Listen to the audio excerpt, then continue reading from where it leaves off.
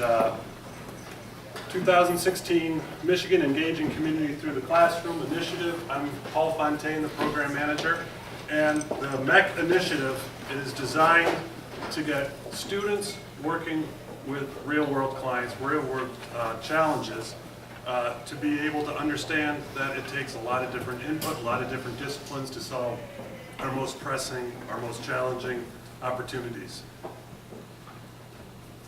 So this is our mission statement. We are striving to create interdisciplinary actions so that an engineer can learn from a lawyer, who can learn from a business student, who can learn from an architect. And this year we've been fortunate enough to have 3 different courses this year. Engineering IOE 424, multidisciplinary design, urban planning capstone, and the architecture studio. One note about the architecture studio, they joined us a little after the course started, so they were paralleling on a slightly different calendar. Their final is in 2 weeks, so we only get a little bit of a preview of their finals, but they are coordinated with us. And I'd like to thank our stakeholder group, DTE Energy, Jefferson East, and Detroit Riverfront Conservancy. And this is a picture of us all on site. So we boiled this semester down to one fundamental question. Can a decommissioned coal plant be the spark to continue the revitalization of this neighborhood? There are a lot of unique good things about this area. And one of the things that we learned, that no matter what happens with the DTE site, how do we get people to the riverfront is still an enormous challenge. How do we get the rest of the city of Detroit to the challenge? We have a transit system that doesn't serve it, and it's still underserved as a transit system overall, and over 40% of the people who live in the city don't have access to a car. So we have a great resource, but really difficult to get to it. So the College of Engineers said, no matter what happens, we're going to look at a way to help people get to the riverfront. Spots that work today and spots that may work in the future. So that may become a public site, and we can use their tool that they're providing us, but right now we still need to get people to the riverfront. The capstone urban planning said, there's a lot of great spaces within this neighborhood right now that are hard to get to. You're not sure if it's public or private. The access routes between them need a lot of improvement. There's some problems with cats, dogs, some garbage. What are some easy first steps that we can do to get those pathways improved? And then finally, the architects are going to give us an idea of how you can re-examine the DTE site. It can be served as a prototype because there are many coal plants throughout the country that are being closed thanks to the EPA looking out for our good health. How can this give us some insight not only into the rest of the sites throughout the country, but what can we do specifically here, just before we know all the environmental rules, before we know the financial capability, how can we start the conversation, and how can that be a positive asset for this neighborhood? So you put them all together, better access to this area, better access within this area, and possibly a brand new node. We think when you put them all together, that really starts to suggest a really robust, positive future for the redevelopment of this area. So I want to make sure I call out the faculty that are here. Eric DeWicki from the Urban Planning Capstone. Wendy's not here. Who am I missing? Dan, thank you. And Dan Kincaid from the Architecture Studio. DTE Energy, I know you're here in Mass. Thank you very much. That's much appreciated. DRC, I got a note that they're running a little late.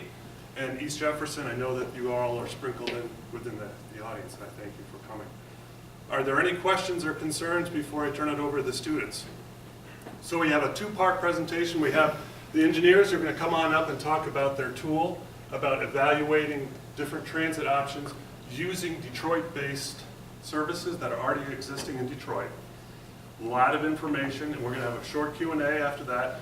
Then we're going to turn it over to the urban planners who are going to talk about their planning process and some of their ideas, and they're also going to share with us the architects.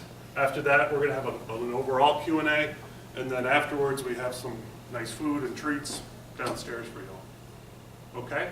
So without any delay, let me bring up our first 2 speakers. Thanks, guys. Thank you, Paul.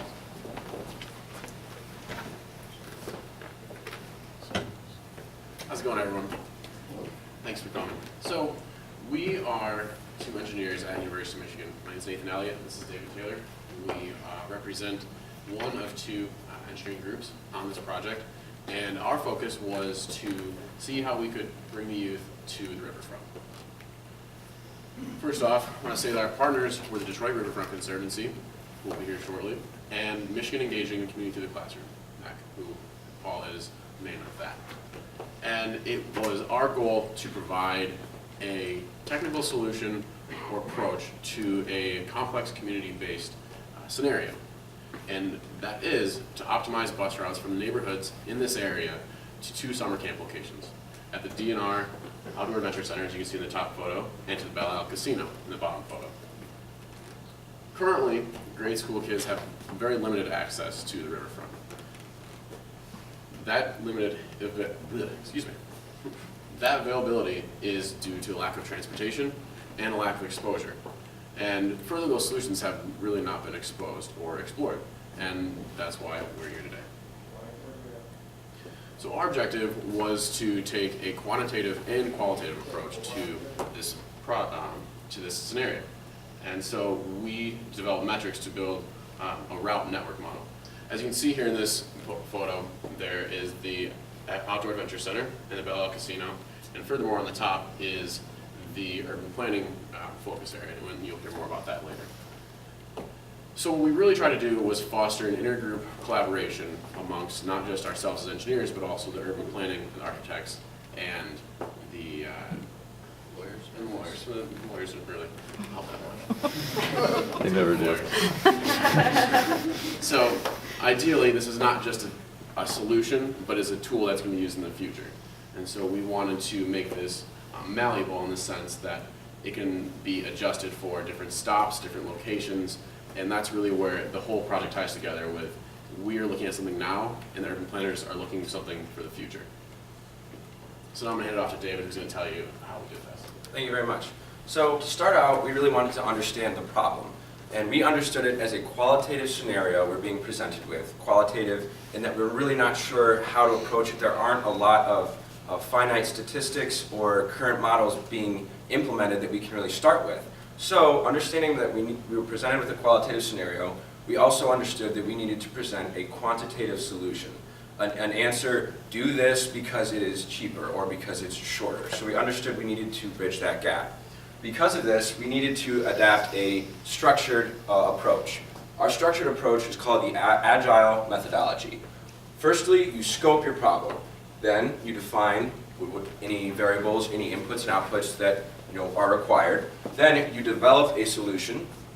Furthermore, you evaluate that solution. So this is an iterative process. We felt this would be best because it maintained the flexibility that the project was inherent with throughout the semester. So we scope an issue, we define the problems that the inputs and outputs to solve this issue, we develop a solution, evaluate that solution, and then rescope whether the same problem or the next issue. So, talking about scope, we're concentrated on this area, as you can see on the map, of the Detroit riverfront, mainly along East Jefferson Ave, with these neighborhoods that run perpendicular from East Jefferson. And the two end nodes, or our two biggest areas of interest, are the Belle Isle Casino and the DNR Outdoor Adventure Center. So realizing that we are only capturing a small portion of the city is very important because we needed to make this model scalable. So we started by defining bus stops. What makes a good bus stop? We're developing the metrics to define a good bus stop, a bad bus stop, and then eventually developing bus routes. So we needed to define our problem. Through this, we engineered 19 different bus stops. We used Detroitography, Walkscore.com, along with excellent maps and input from the Urban Planning Group, along with Google Maps and other research that we just conducted independently. We found data from the Detroit Public School System that allowed us to understand what qualifies a bus stop as usable. So we looked at Detroitography to look at public school children and a neighborhood density. Are there students that are being serviced in this neighborhood? Are there enough people in terms of population that could use this bus stop? Then through that, we also stumbled upon Walkscore, which qualifies an area based on access to public transportation, access to sidewalks, the traffic density in terms of how busy streets are, and also crime data. So by evaluating bus stops in areas based on those characteristics, we were then able to decide on what a good bus stop looks like. So here's an example of bus stops that we qualified as usable around the city, and then we used Google Maps, Google Earth to verify that these bus stops were still viable and that no construction had started, there weren't any impending safety issues, nothing like that. So after we did all this research to determine what a good bus stop looked like, we needed to develop a solution, develop a bus route. So how do we translate routes into, or stops into routes? So we created an initial model based on the stops that we created. We recorded our assumptions so they can be changed, they can be used in the future. Then we created an initial route. We just wanted to make sure there were roads that were connecting these venues, to make sure the students could walk to them, make sure buses had access to them. So after we did that, we used MapQuest to create possible routes. We wanted to meet our time constraints based on the students we're servicing. There's a limited time that they can spend on the bus in terms of length. There's a limited time that they can spend walking down the street. We also understand that the scheduling of these camps will influence when they can be walking through these areas, whether it's in the morning or at night. Further than that, we had to verify that these routes, in fact, were optimal. We did that through a computer program that optimized, or basically told us which route was the shortest length and also required the least amount of time to travel through. So this is an example of the bus routes that we developed. These three pictures you see here all occupy different areas of the city. The one on the left here is more toward West Village. This here occupies the Indian Village area, and this is East Village. We understand that we needed to capture audience to get students from different regions, different neighborhoods. So if you compile all of these maps together, under the assumption that you have access to at least 3 buses being independent of each other, we developed a route based on ending here at the DNR Outdoor Adventure Center and starting at this location, going through all of these different nodes, which are bus stops for the students, capturing an audience or capturing students from different areas of the city. This is important because you can change these assumptions. If you don't have access to 3 buses, you can overlay these 2 maps on each other and you can use 1 bus to capture an audience from a particular area. If you have access to more buses, then you can limit the amount of time students will spend on the bus by incorporating fewer stops and more direct routes. So that's the beauty of the model we developed, in that it's flexible, it's scalable, and it's easy to use. So our next step was evaluating the accuracy and the validity of our solution. So we did this through a computer program called AnyLogic, and this is a sample screenshot from our program. As you can see, this semi, they didn't have a bus, so we had to use a semi, we improvised, acts as an agent, a bus agent, which then starts here at the DNR Outdoor Adventure Center, going through each node, which is a pickup or drop-off location, then returning to the DNR Outdoor Adventure Center as if it's departing in the morning, picking students up, and then arriving back to the camp. The students go through the camp, and then ideally you'd use the same route when you return. However, if there are constraints regarding morning versus night, we can factor those into our model, and we can extend that and have a daily and nightly model if that's necessary. Once again, highly flexible. So, through the evaluation, did we reach our goal? Were we able to come up with a metric to define what a good bus stop looked like? Were we able to come up with a collection of viable bus stops? And were we able to develop through that a network of routes that were optimal based on maximizing the number of students reached, also appreciating the safety factors that are very important, whether that's once they're on the bus or to get to the bus? Did we reach our goal? Our conclusion is that we did. We provided a technical approach through bus stop location factors, a methodology, a long list of recorded assumptions that can be changed if necessary, or at the very least understood based on our approach, and we created a program to verify these solutions. We have 21 potential bus stops, 6 potential routes, and we have the ability to optimize any number of routes, not only for the city of Detroit, not only for the area between East Jefferson Ave that we're occupying, but for any city and any area of land we're talking about, from Chicago to San Francisco. So beyond this, we recommend that you do implement this model in the future to understand what qualifies good bus stops, how to access students, and how to tackle this issue. we're providing a methodology, a process that is flexible, accessible to everyone, easy to use, and very scalable. So, next steps. Utilize our tool to help obtain the grant, help obtain the funding to get these students to the riverfront, to build any structures necessary, to implement these bus routes, to gain influence or participation among community members, and to implement a plan of a local bus company, which is the key. We're using local bus companies from the city of Detroit to apply our methods to implement this network, to get the kids to the riverfront. So attending these summer camps, also it provides them a great new experience, great perspectives, and hopefully these kids will grow into the future leaders of Detroit.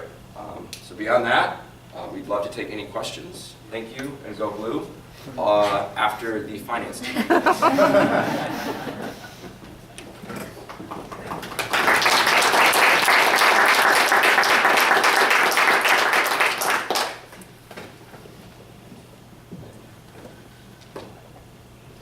afternoon, everyone. So we are the second team from College of Engineering. So we are the finance team. So first I will start with an introduction.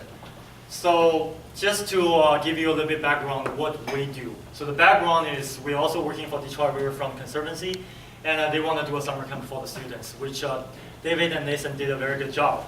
And we have 3 current challenges. The first one is no access to the automotive for 40% of the households. The second one is we have limited mass transaction system in Detroit, which is what our team trying to solve.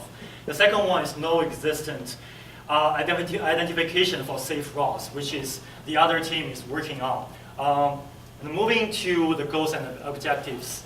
So our specific goal is try to provide a bus procurement plan for the DRC, how they procure the bus services. And to be more specific, we have 3 specific objectives. The first one is to decide whether we should buy the bus or we should rent the bus from a bus provider.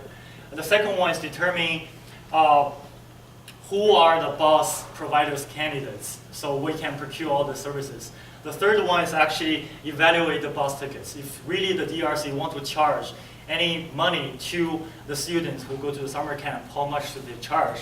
Or what is the total operating cost? So they have a basic idea how much money they should to apply for the government. That's our 3 objectives.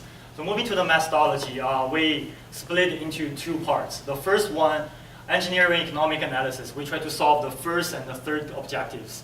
Is whether we should buy or we should rent. The third one is how much money will it cost. The second objective will be solved by the AHP, which is analytical hierarchy process, which will be introduced by my teammates later. And I'll move to the engineering economic analysis.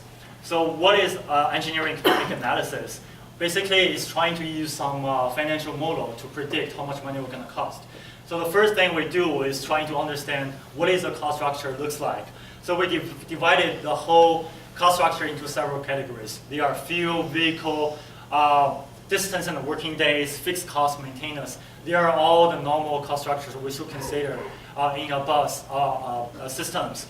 So I just want to highlight here, which is distance and working days. This is the place we are working with the other team. So they calculate how many miles a bus should run every day, and we can put the variable here. And all the highlights with yellow color, actually they can change in the future for DRC. They can based on their real situation at the time they are using this model.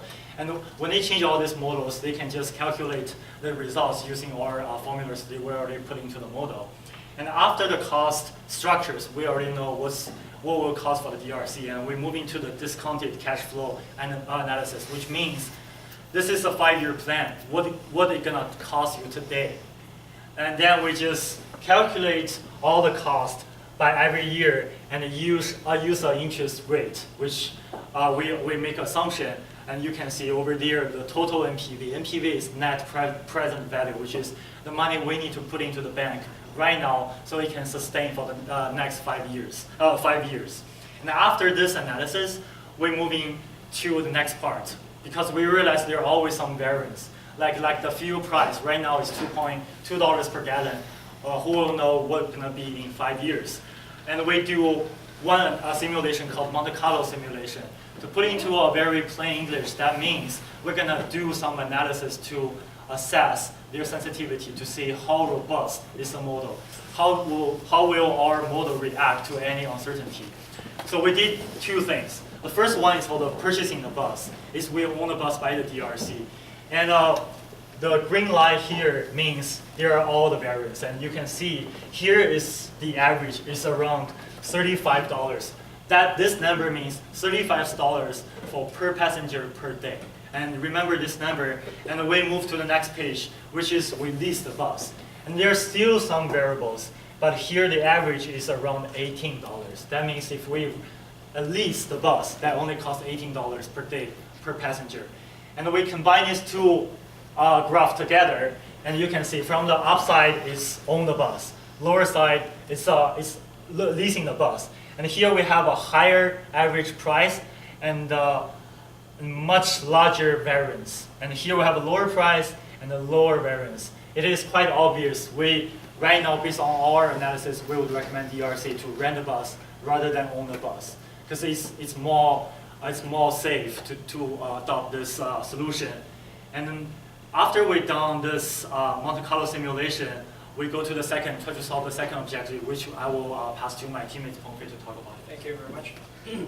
Okay, so for the following part, I will talk about the second objective. For recall, the second objective is to determine the best bus leasing company in the greater Detroit area. And the tool we're going to use is called Analytical Hierarchy Process. Is what's shown here, AHP. So what is AHP? As said, it is Analytical Hierarchy Process, but probably this name still sounds a little bit strange. It is hard for us to understand what it is. So here I want to give a very simple example to tell you what it is and how it actually works.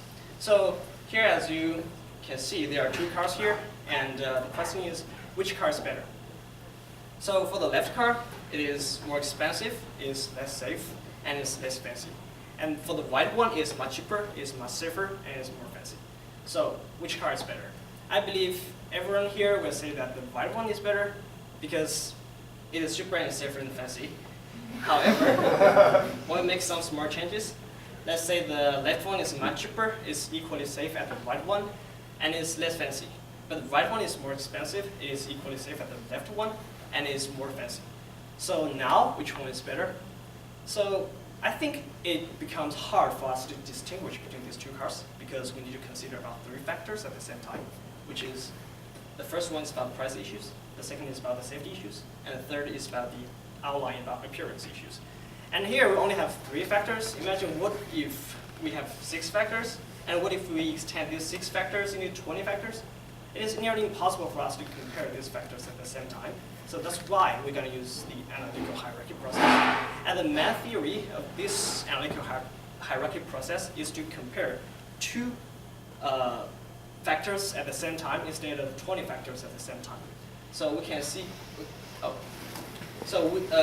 there should be an animate here. So first we can, for example, we can first compare factor 1 and factor 2, and then we will compare factor 2 and factor 3 and so on. So at last we will have the comparison results. So every pair of factors. So we are comparison results of every 2 factors. And at last we will have the comparison results, and we can use some linear algebra techniques to calculate the weights for each factor. So here it's just the weights. So weight here just means like how important this factor is. And here these 20 factors are just the 20 factors we're going to use for choosing the best bus leasing company in the greater Detroit area. So we have the weights and we have the data for each factor. For example, we have the number of bus seats, we have the number for the day prices, we have the number for example, the shortest distance from Detroit, and then we can input this data into a model, and this model will automatically give the scores for each company. So here it is just a table for the scores for each company, and then we can see that these 2 companies with the red circle here has the highest scores. So their buses are ranked from the first one to the 6th, or in other words, their buses are the top 6. So this comes to our recommendation. So we just recommend these 2 bus leasing companies, and it is just our final recommendation. And then we also have future roadmap. So for the bus ticket price, the operating cost per day is estimated at around $850. And and it is also about $18 per passenger, and the bus ticket price upper limit is suggested to be $5. So if we set the bus ticket price at $5, the cash outflow per passenger will be about $13 per passenger. And for the HP model, actually we are not 100% in the weight assignment process because the needs will always be changed. So actually, if in the future the needs are changing, we'll establish a framework for this model, so we can just adjust the model, and the model will automatically give the results we want if we change the needs. And we also have some strategies. So actually, we are human beings. We are people, we can talk with each other, but the numbers are fixed, the data is fixed, and the model itself is fixed. So actually, we can talk with those bus leasing companies and try to determine whether they can give us a much lower price. You know, Detroit Riverfront Conservancy is a non-government organization, and the purpose of this summer camp is to improve the whole city. So probably they may offer us a better price. And another thing is business is business. So we have established the cost structure. So when talking with them about the cost, we can use the cost structure to check whether their pricing structure, whether their prices are appropriate or not. So this is first point, and the second point. So as I said, the needs are always changing. So when we select the buses, the bus selection process should be based on our current needs, and we should adjust the model before we inputting this data into the model. And the third thing is about the cost. So as I said, the cash inflow coming from the bus ticket price cannot cover the operating cost. So it would be better if we can find some fund to cover this costs to make this whole project more sustainable. And this is our final presentation. Thank you very much.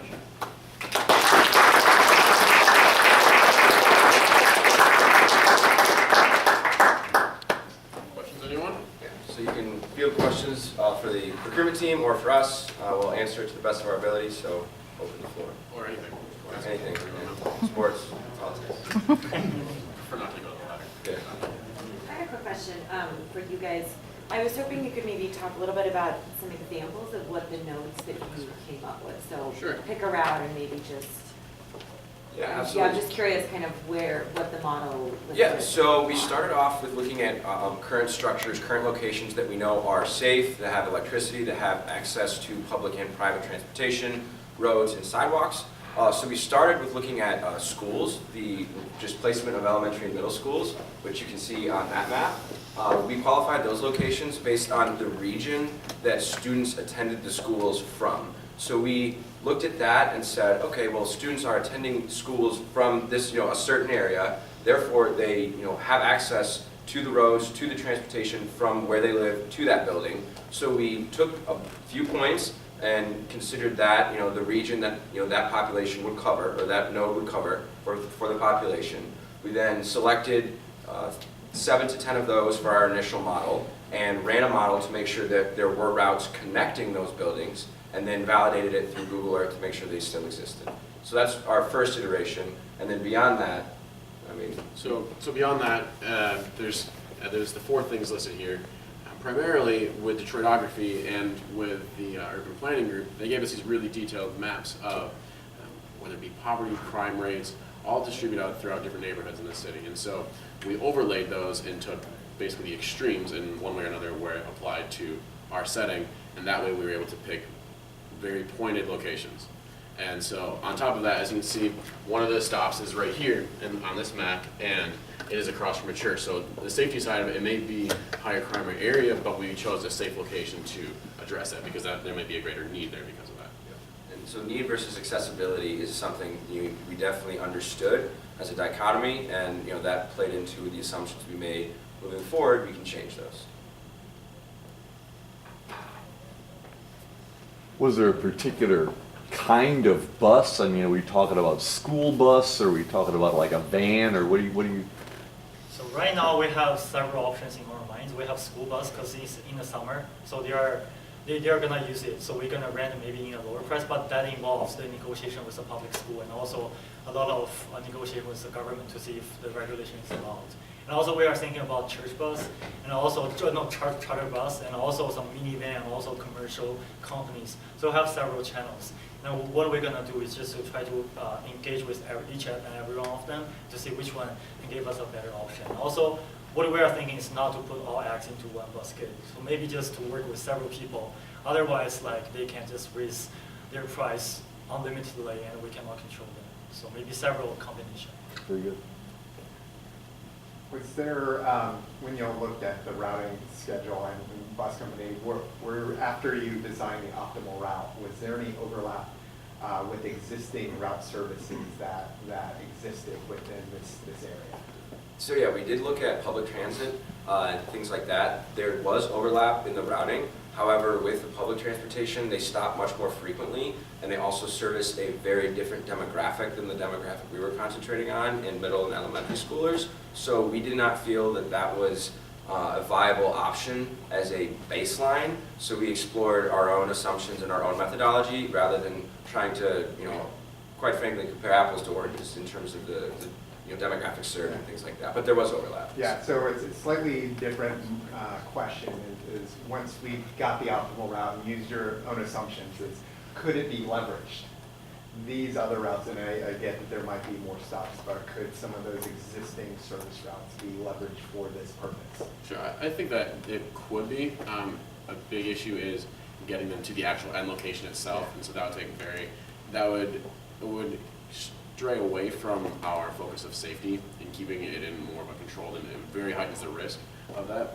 And talking more so on the overlaying of those types of routes, Walksquare.com has a really cool feature where it actually rates locations based on the access to public transit.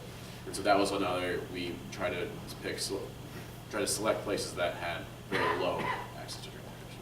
To build on what Nate just said, we also studied the ergonomics of children being transported, and we wanted to build our main constraints on the younger children, thinking that they would have tighter constraints and older would fit into whatever the younger could do. And we found that the maximum time that is best for children to be on a bus is 30 minutes. So if we're using public transportation, they're going to be on it longer than that constraint. So these bus routes are limited to all last less than 3 minutes. And as you see, we picked the farthest away location, so that because the casino, the Belle Isle would be closer, and so the time would be shorter. So we picked the farther one away for the example here. Yeah, just adding on to that, it's like I will believe the parents will just send their children to a bus that is dedicated to just send their children to the location rather than share the bus with others. That's a great segue into the kind of the cost measure. I know you came down to like a $17 price. Is that purely person agnostic to mileage? I.e., if I pick up someone who is 2 miles away from final destination versus someone who is 7 miles, so is it distance agnostic, and it really is head count, total head count on the riding? So I think in our model, we are calculating the mileage rather than the head count. Yeah, so I think it's a total, you look at the process holistically, and it's the complete route. Yeah. So, you don't necessarily have to look at, between node A and B in that sense, as much as are you maximizing the population you're grabbing between the two stops you selected, which fulfills, one of the main project goals. So that's how we approached that more specifically. Anyone else? All right, thank you so much, guys. Thank you.